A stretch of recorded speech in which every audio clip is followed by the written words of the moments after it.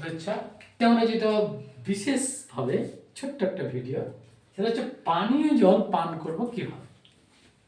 বলছে পানীয় জল আমরা যখন আমরা মোটামুটি খাবার খাই, খাবারের সাথে সাথে আমরা পানীয় জল ব্যবহার করি, কিন্তু পানীয় জল এইভাবে খেতে নেই।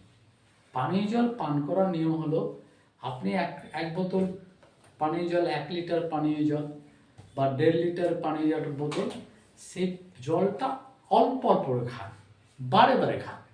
বারে বারে খেলে আপনার জলটা ঠিক মতো এলিমেন্টারি ক্যানেলে কাজ করবে এবং আপনি আস্তে আস্তে পানীয় জলের পরিমাণটা আপনি খেয়ে ফেললেন।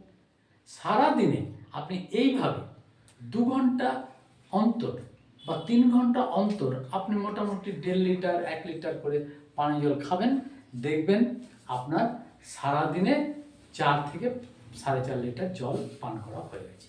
মাধ্যমিক পরীক্ষায় প্রত্যেকে জলের বোতল নিয়ে যাবে। জলের বোতল, জল টেনশনটাকে কমিয়ে দেয়। পানীয় জল থাকলে তুমি যখনই টেনশন এলো পরীক্ষার, 1 ঢোক পানীয় জল খেয়ে নেবে। একসাথে পানীয় জল খেতে নেই যে একটালে আমি 500 বা তোমার 500 ml বা 1000 ml খেয়ে নিলাম, এরকম নয়। অল্প অল্প করে পানীয় জল খেতে খেতে আপনার পানীয় জল আপনার খাওয়া হয়ে যাবে এবং পাশাপাশি এই জলটা আপনার শরীরে সেরে কাজে লাগবে। যেমন আমরা খাবার খাই, সেই খাবারের প্রথমেই পানীয় জল খেয়ে নিলাম, এটা হতে পারে।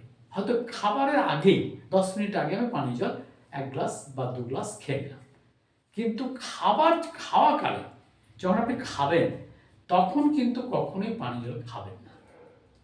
খাওয়া কমপ্লিট হয়ে গেল, খাওয়ার পরে 10 থেকে 15 মিনিট পরে পানীয় জল খান।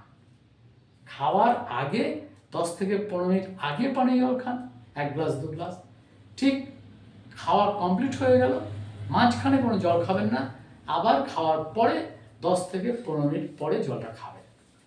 তাহলে দেখবেন আপনার শরীর ভালো থাকবে।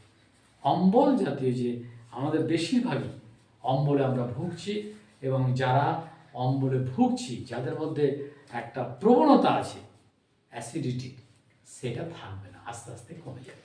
ধন্যবাদ, ভালো থাকবেন।